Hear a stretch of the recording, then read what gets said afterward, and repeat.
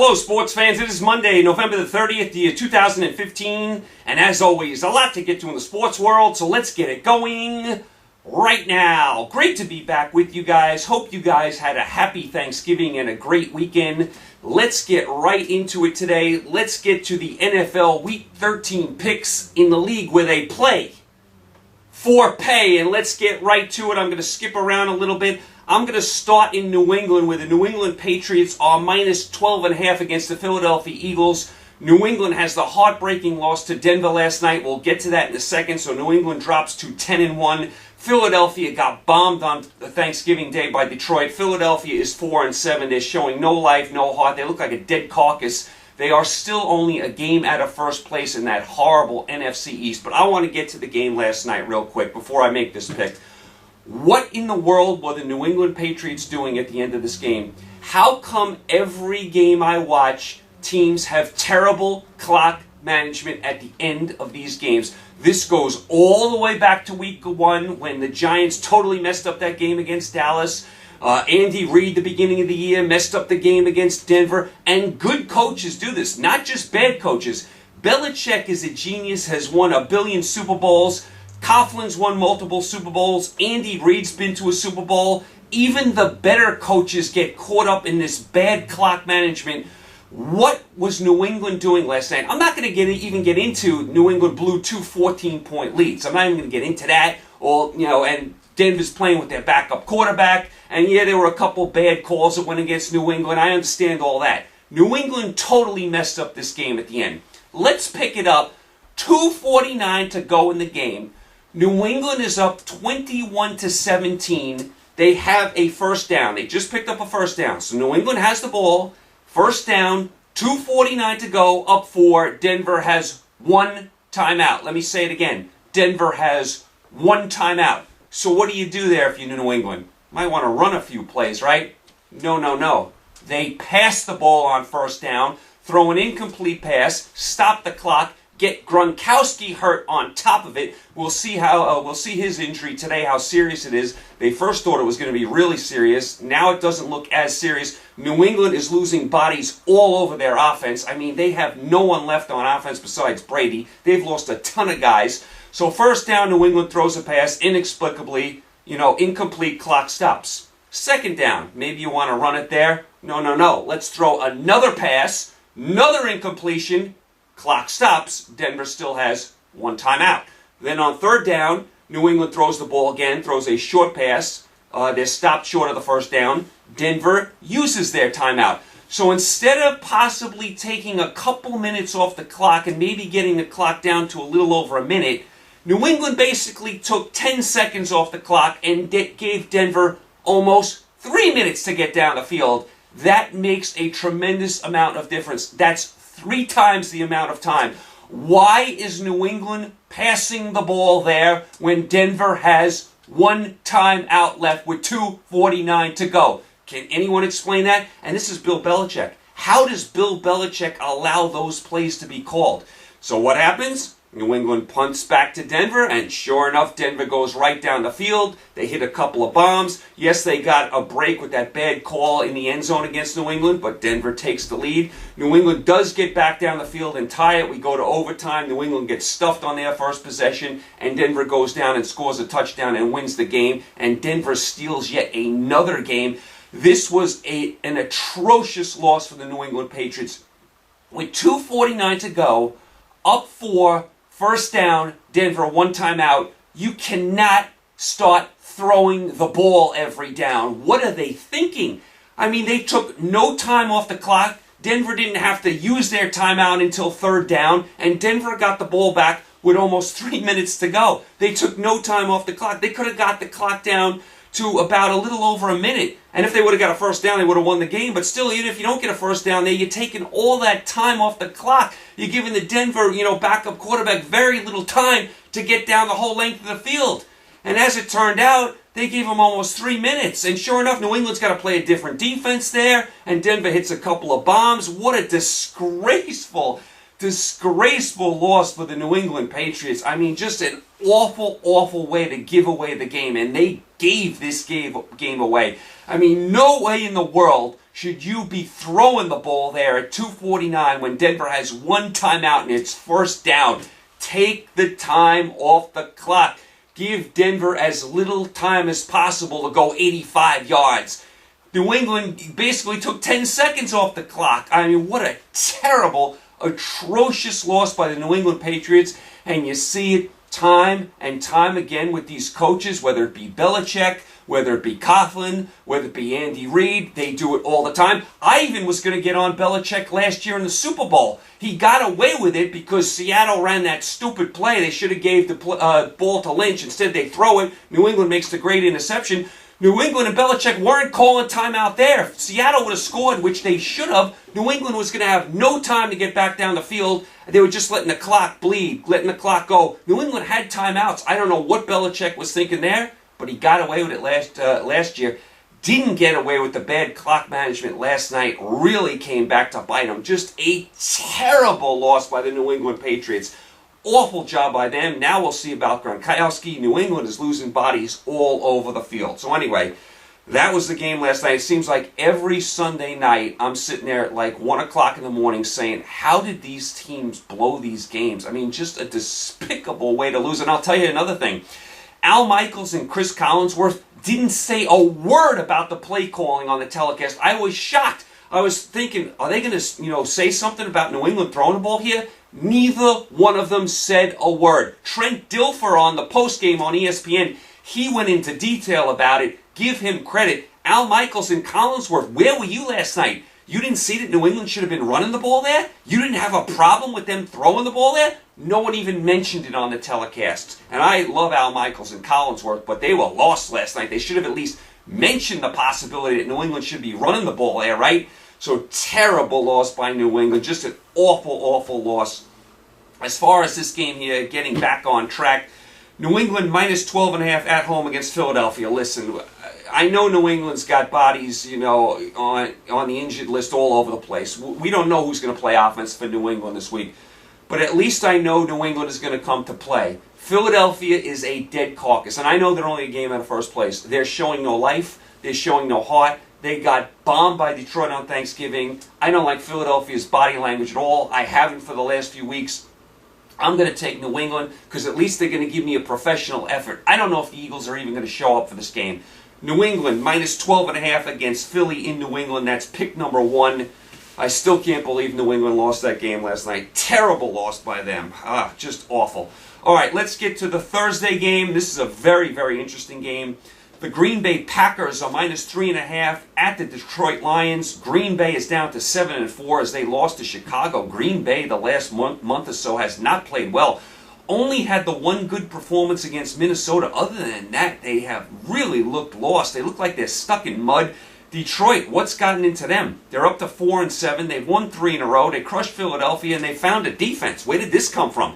I mean, Detroit couldn't stop anyone the first 8 weeks of the season. Now the last 3 weeks, they're stopping everybody. I don't get it. This is an extremely, extremely difficult game. I went back and forth on this game for a long, long time. I really am having a hard time with this game. I'm going to take Green Bay just because I think they're going to eventually figure it out. And I still have that game where they crushed Minnesota in my mind, and I still don't trust the Lions. And I still do trust Rodgers. I still like the Green Bay coach. He seemed, very upset in the postgame. He said he was going to change some things. I still think Green Bay is going to figure it out. I'm going to take Green Bay here reluctantly. If you like Detroit, I couldn't argue with you. The way these teams have played the last month, I mean, Detroit has played better. They beat Green Bay not too long ago in Lambeau. I just have a feeling Green Bay is going to figure it out. They did beat Minnesota a couple weeks ago. They bombed them, so they are capable. I still trust Rodgers, still trust the Green Bay coach, and I still am not ready to jump on the Lion bandwagon. Yeah, I picked the Lions against the Eagles, but I'm not ready to pick them here. If you like Detroit, I couldn't argue with you. This is one of the toughest games on the board. I would not bet this game. Very, very difficult game. But I will take Green Bay minus 3.5 at Detroit on Thursday in a very tough game. Let's get back to the Sunday games.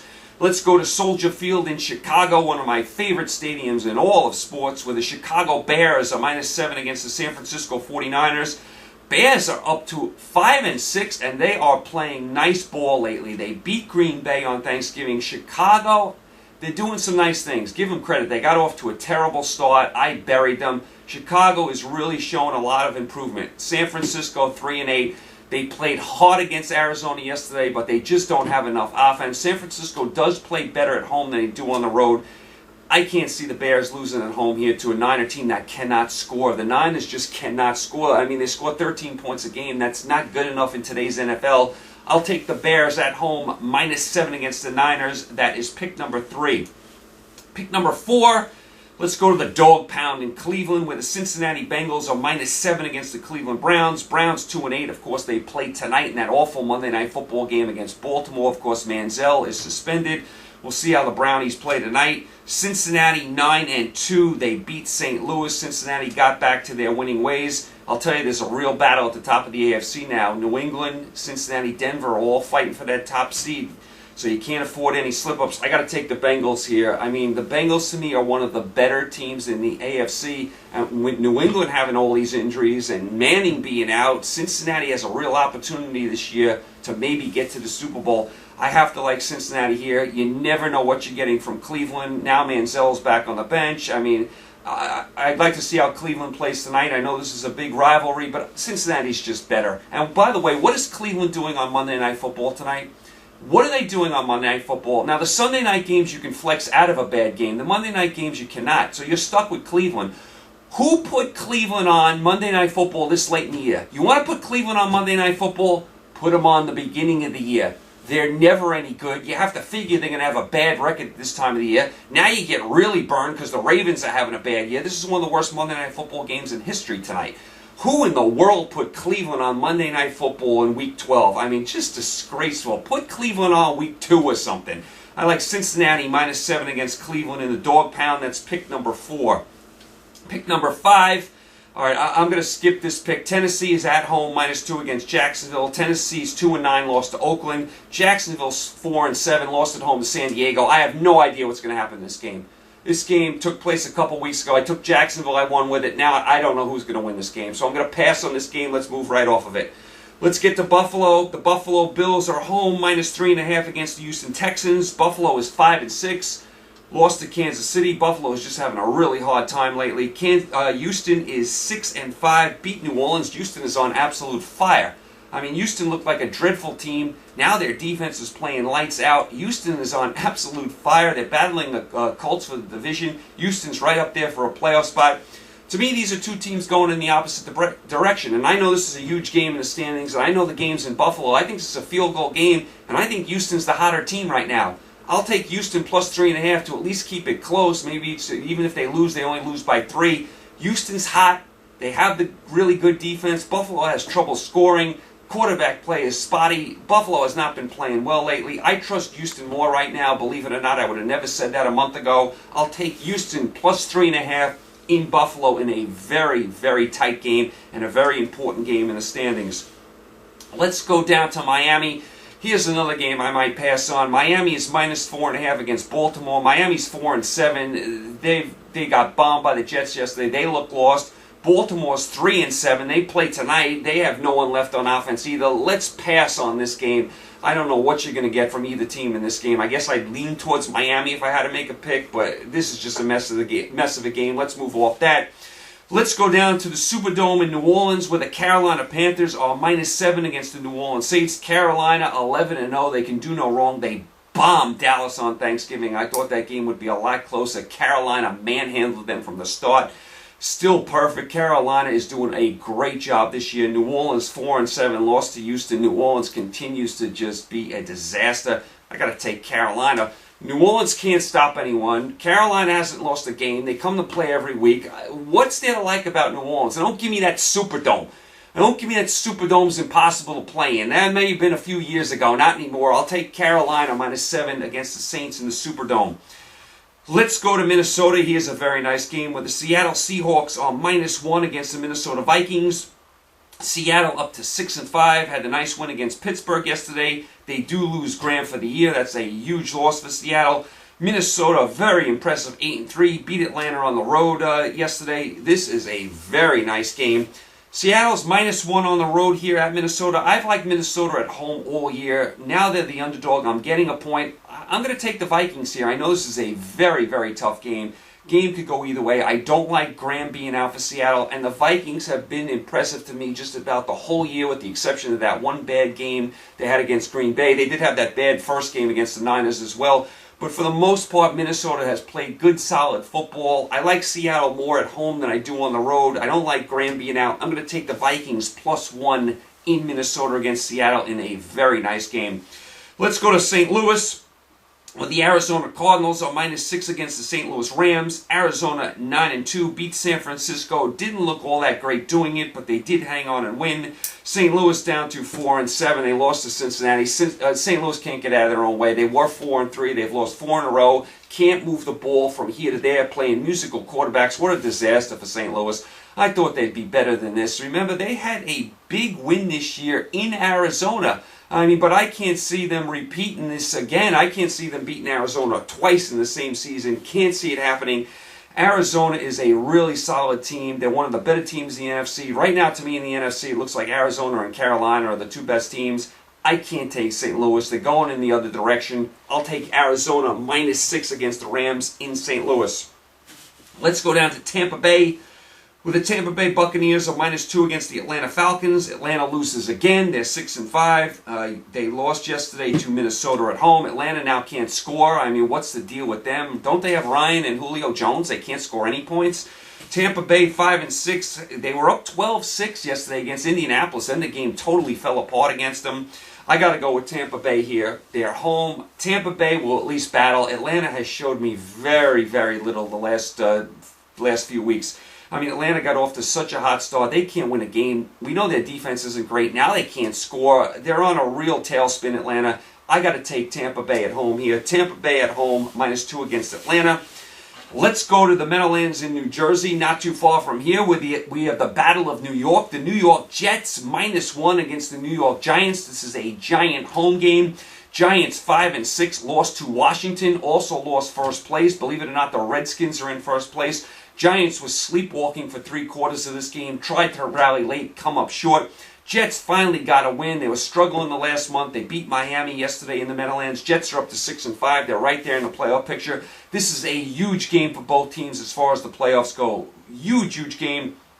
Being it's a giant home game, this is a flip of the coin game, but I'm going to take the Giants at home. The Giants just did nothing for 3/4 yesterday. Maybe they start a little early in this game. I got to think they're going to be really motivated to play the Jets, especially being a giant home game. This is a very important game for both teams, but I'm going to take the Giants because it's their home game, but this is another white knuckler type of game. Giants +1 against the Jets in the Meadowlands. Let's go to San Diego where the Denver Broncos are -4 against the San Diego Chargers. Denver with another Houdini act yesterday. Come back and beat the Pats. Denver is up to 9-2. They're right there with Cincinnati and New England for top spot, despite not having Manning. That's going to be one heck of a race, to see who gets home field at the end of the year. San Diego 3-8. They did beat Jacksonville on the road yesterday. I guess give San Diego a little credit. They've been so awful lately, but they do get a road win. I got to take Denver here. I don't trust the Chargers. Yeah, they beat Jacksonville, but Jacksonville's terrible. San Diego has no defense. They have a lot of guys beat up on offense, and Denver just finds ways to win. I think Denver has they've played 11 games this year. I think 9 of them have been within a touchdown or less, and Denver's won about 8 of them. I think Denver is like 8-1 in games decided by a touchdown or less, and they always pull these games out, going all the way back to the beginning of the year when they pulled the game out against the Ravens, when they pulled the game out against the Chiefs, they pulled the game out against the Browns. They have pulled so many games out of the fire. Last night they had no business winning that game, Denver. No business winning, but again, they found a way to win. Give Denver credit. They're resilient. They're gutty. They never quit on the game, and they're winning all these close games. Like I said, 8-1 in close games. That is really, really good. You get a team like Baltimore. I think they're the exact opposite in games that are decided by 7 points or less. So I got to take Denver here. Cannot trust San Diego at all. Don't like their defense at all. Denver has a good defense. And I'll tell you, Denver, despite not having Manning, I mean, they're playing well. I mean, I liked what the backup quarterback is doing. Had some nice throws at the end of that game yesterday. I'll take Denver in their defense against the Swiss cheese Charger defense. Denver -4 out in San Diego. Let's go to Oakland, where the Kansas City Chiefs are -3 against the Oakland Raiders. Oakland 5-6, finally got a win, beat Tennessee. Kansas City is up to 6-5, came back and beat Buffalo. Kansas City was 1-5. They've won 5 in a row. They are now in good playoff position. What a job by the Chiefs. I thought they were dead and buried. They have really turned it around. Give Andy Reid credit. Kansas City is one of the hottest teams in all of football. Did you ever think Kansas City and Houston, at the start of the season, when they got off to such bad starts, would be battling for a playoff spot now? So you got to give those teams credit. The Chiefs are red hot right now. Oakland did win yesterday, but didn't play great for a lot of that game. So I'm going to take the Chiefs here. I think the Chiefs are way too hot right now. Kansas City -3 out in the black hole in Oakland. I picked the New England game already. Let's go to Pittsburgh. This is the Sunday night game where the Pittsburgh Steelers are home, -6 against the Indianapolis Colts. Colts are 6-5. They're tied for first with Houston. They beat Tampa Bay yesterday despite not having Luck. Luck's going to miss a few more weeks. Give Indianapolis credit, for winning without Luck. So give him credit for that. Hasselbeck's like 120 years old. I keep making fun of him, but Indianapolis keeps winning. Pittsburgh 6-5 had the heartbreaking loss to Seattle. What is Tomlin doing in this game? I mean, what is Tomlin doing in this game? In the first half, they're up 16-14. He's going for 2. Then he's running a fake field goal with the backup quarterback that gets picked off. Steelers had so many bad turnovers in this game. Roethlisberger had 3 before he left with the concussion, had the ball, it slipped out of his hands. But what is Tomlin doing at the end of this game? I mean, there's 3 minutes to go in the game. Pittsburgh is down 5. They have a 4th and 4 at the Seattle 4, and they kick a field goal. I mean, what are they doing? Tomlin's been a riverboat gambler the whole game. He's running fake field goals. He's going for 2. He's been doing this all year. Yet, at the end of the game, with 3 minutes to go, 4th and 4 down 5, you're kicking a field goal in a game that's been a shootout. What are you hoping for? That you're going to then stop Seattle and get the ball back and then go down and kick another field goal? You didn't stop Seattle the whole game. This game was a shootout. Your secondary couldn't make any plays. Your secondary couldn't tackle if their life depended on it. This was not a 12-10 game. You were gambling all over the field. Go for it there on 4th and 4. Even if you don't get it, you pin Seattle deep in their own end. You use your timeouts, get the ball back. You're kicking a field goal, so you're still down in the game. You're hoping you stop Seattle, then get the ball back, then go down and kick another field goal. Your defense wasn't playing good enough to do that. Your secondary was atrocious yesterday, and sure enough, what happens? Seattle gets the ball and scores a touchdown. All Seattle needed there was a first down or 2. They were going to run out the clock. They actually get a touchdown because Pittsburgh can't cover anyone and can't tackle anyone. Tomlin, who gambled all season and all game and was running crazy plays all game, running fake field goals with the backup quarterback, 2-point conversion, in the second quarter up 16-14 to go up 18-14, which made no sense at all. When the time came to really be a riverboat gambler, he got conservative.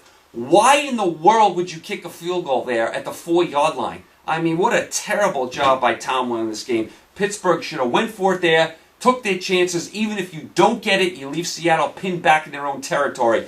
You had faith in your defense after what you saw all day that you were going to stop Seattle from getting a first down or 2? You couldn't stop them all, and as it turned out, Seattle scored a touchdown.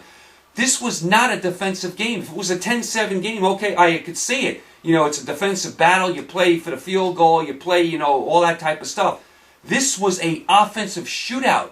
Pittsburgh couldn't stop Seattle the whole game. Couldn't tackle anyone the whole game. So I don't know why Tomlin put this game in the hands of the defense who couldn't do anything the whole day. So bad job by Tomlin. This was a bad loss by the Steelers. And I'll tell you, the Steelers dropped out of a playoff spot with this loss. They are now behind about 3 teams. They lose the tiebreak at all of them. Roethlisberger has a concussion. Keep an eye on him. This is a huge game for both teams. Indy battling for the playoffs, battling with Houston for the division. Pittsburgh needs this game in the worst way. Cannot afford to lose this game. I think Roethlisberger will play. I think Pittsburgh at home will respond against Hasselbeck and the Colts. Steelers need the game, have to have it. I think they'll get it. Pittsburgh -6 against the Colts. I'll take the Steelers, but yesterday, I don't know what Tomlin was doing this game. You can't be a riverboat gambler the whole game, and then when it comes down to a 4th and 4 with 3 minutes to go, you get conservative. That's not consistent, Tomlin, at all. That was bad football yesterday by you. Steelers let this game slip away. This was a winnable game for Pittsburgh. Made way too many mistakes. So I'll take Pittsburgh there.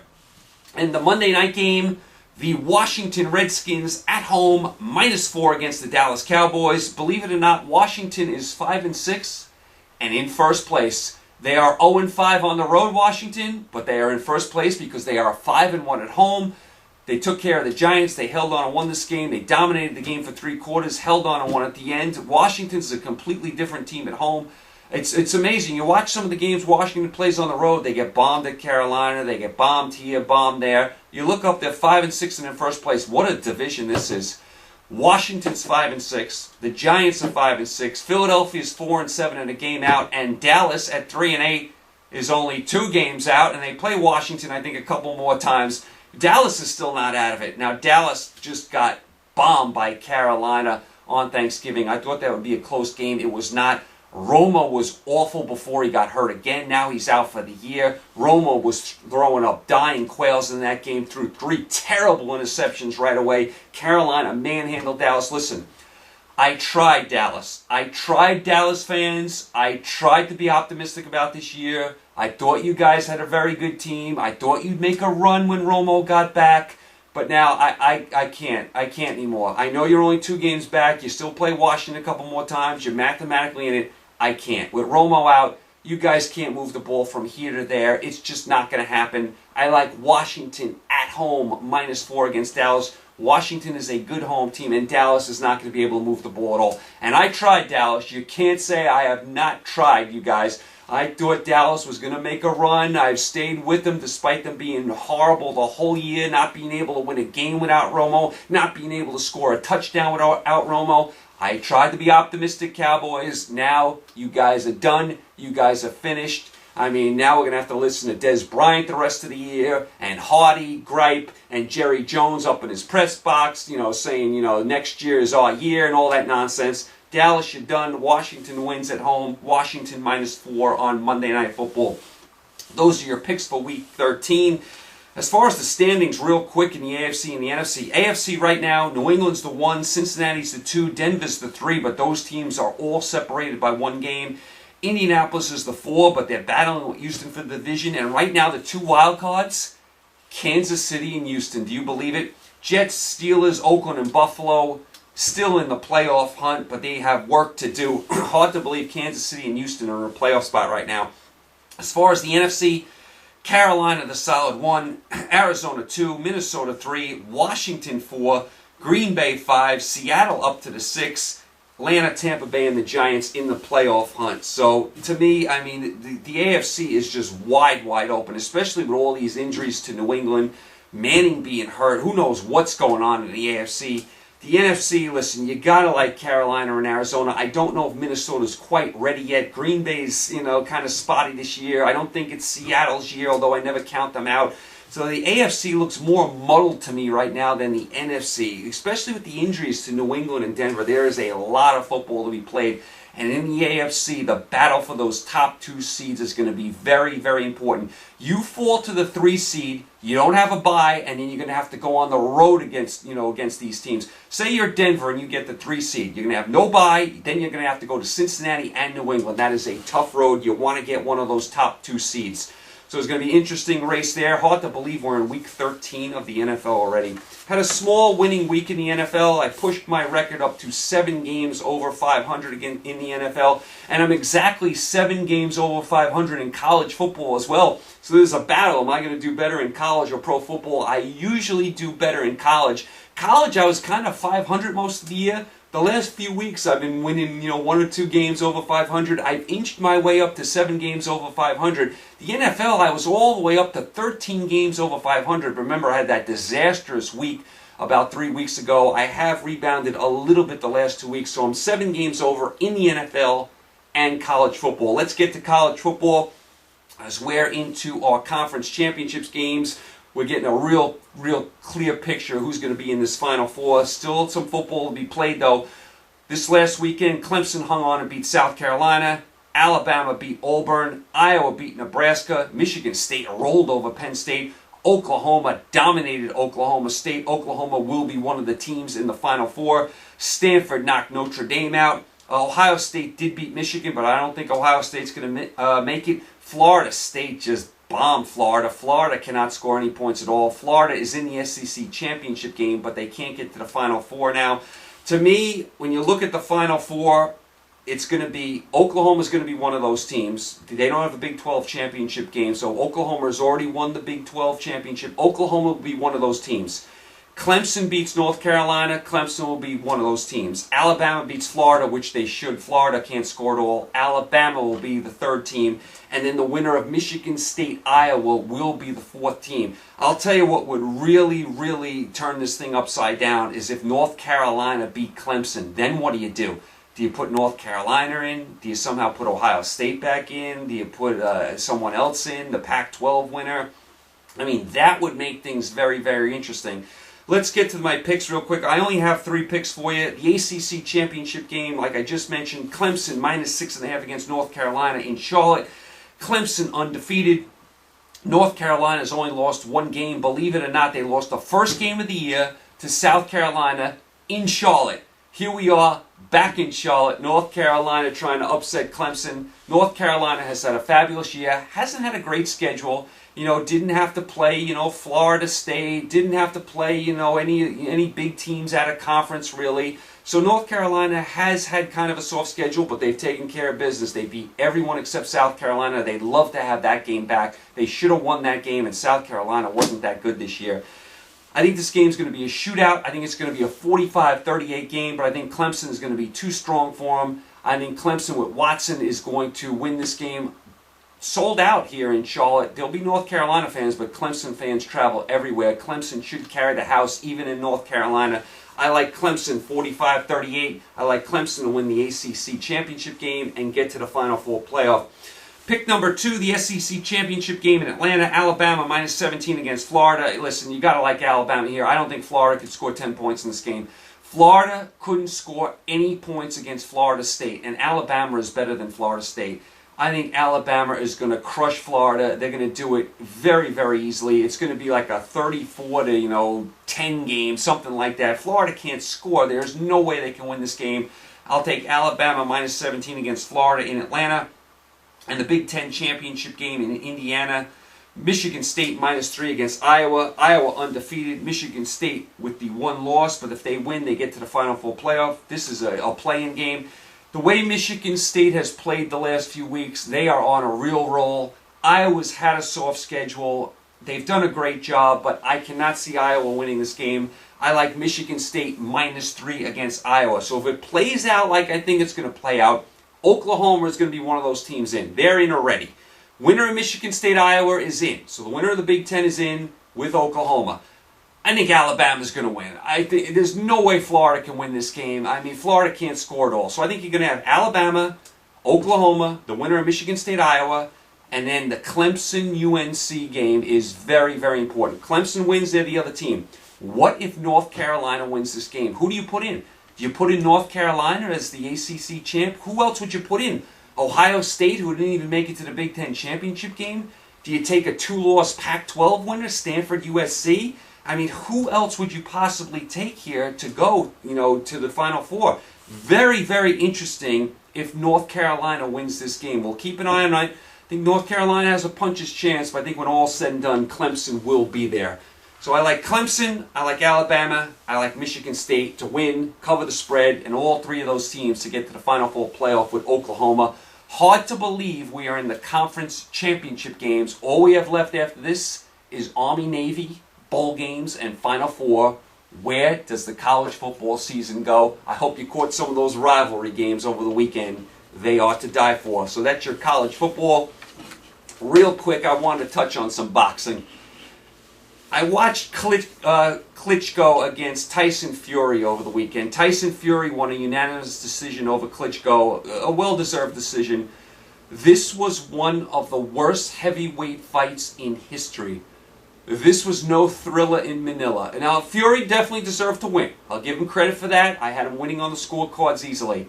Klitschko looked like an old, decrepit elephant. He didn't throw any punches. I mean, if he threw 20 punches the whole fight, it was a lot. If he landed 5 the whole fight, it was a lot. Klitschko looked like an old elephant. And Fury is no great fighter. He's mediocre at best. But in this heavyweight division, that's good enough to win all 3 belts. I mean, what a despicable heavyweight fight. Gone are the days of the Holyfield Bowe fights. Gone are the days of Ali Frazier and, Foreman and all those great heavyweight fights. This is the best heavyweight fight we can get. Tyson Fury against Klitschko. If anyone saw this fight, I feel sorry for you. It was a snooze fest from Germany. It was an atrocious fight. I cannot believe this was for the heavyweight championship of the world. And then Fury, after the fight, in the postgame, in the ring, takes the microphone and he's singing the Armageddon song, I Don't Want to Miss a Thing, to his wife in the ring. And he sang a lot of the song. It went on for a couple minutes. It was painful, and it was one of the most embarrassing things I have ever seen. It was one of the strangest things I have ever seen after a heavyweight fight. I thought, remember the Holyfield Bowe fight where that guy came parachuting into the ring? I thought that was strange. But Fury singing the Armageddon song, the Aerosmith song from Armageddon, I Don't Want to Miss a Thing, he was singing it in the ring to his wife as the whole audience and everyone on TV, everyone watching on TV, including me, had to listen to that. It was the strangest moment in heavyweight boxing championship history. An awful fight, an even more bizarre post-fight, just strange stuff. Tyson Fury is your heavyweight championship. You couldn't pick him out of a lineup, and Klitschko, you need to retire. Now, I'm sure these guys are going to have a rematch, another snooze fest. Klitschko, please retire. You didn't throw any punches in this fight. Gone are the days of Thriller Manila. Oh my goodness, Muhammad Ali would have knocked both of these guys out in the first round on the same night. Oh my goodness, how far has the heavyweight division gone to absolute garbage? This was an absolute atrocity. I mean, awful fight, and Fury deserved to win, but this was embarrassing. The heavyweight division is a complete atrocity. I was actually laughing when Fury, the new heavyweight championship of the world with his 3 belts, was singing I Don't Want to Miss a Thing to his wife in the ring after the fight. I said, are you kidding me? This is how far it's fallen. And Klitschko, retire already. You're done. The heavyweight division is a joke. Like I said, you couldn't pick Tyson Fury out of a lineup. So that was your heavyweight championship boxing. It took me 24 hours to get that bad taste out of my mouth, so I did want to mention that.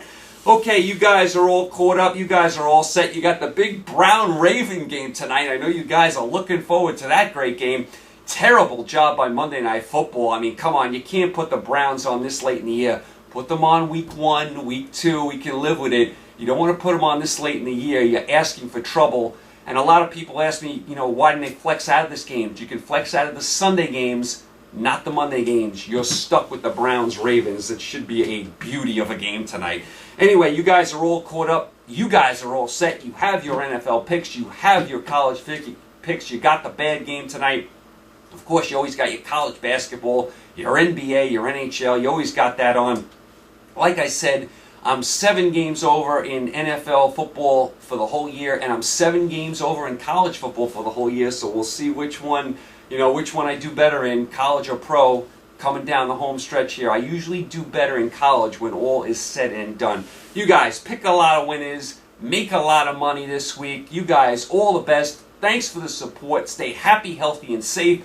I will talk to you guys very, very soon. Enjoy that Brown-Raven game. Talk to you soon. Take care.